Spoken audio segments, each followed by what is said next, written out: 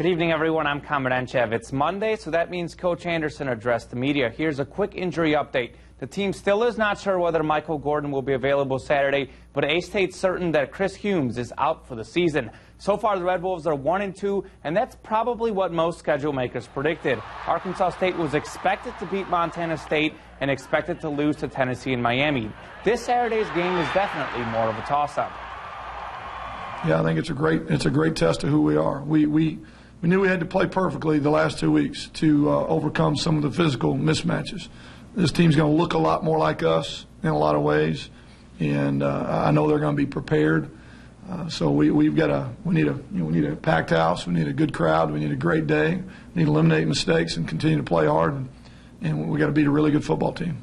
There's a lot of question marks about Michael Gordon, but he's not the only key player that's hurt.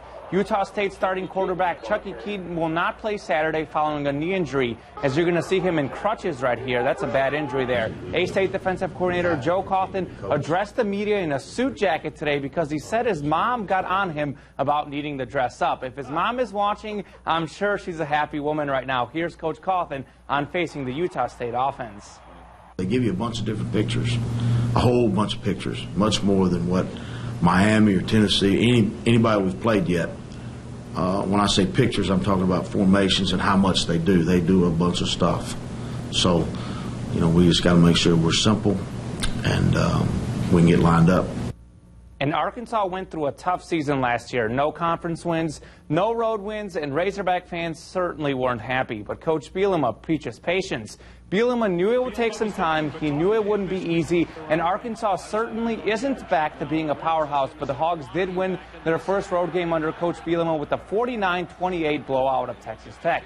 Alex Collins is the SEC's Offensive Player of the Week after 212 rush yards in the win. As for Coach Bielema, he's proud of his team, and he's happy where he's at. A lot has been written and said and all that stuff. I knew coming here what I was getting into, whether it was to the extent or whatever. I freely took that opportunity. It's something I made a decision to do. The people that didn't willingly go into it were fans, were players. People that were part of this process, not by their own choice or really their own decisions.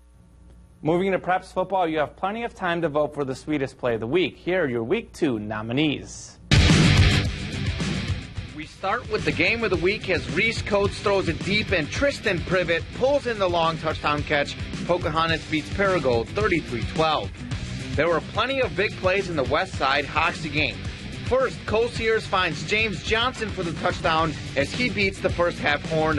Hoxie tops Westside 42-14. But this was too good not to show as Kenny McFadden connects with Kaysen Story and he finds Thomas Kraft for the hook and ladder and a big Westside gain.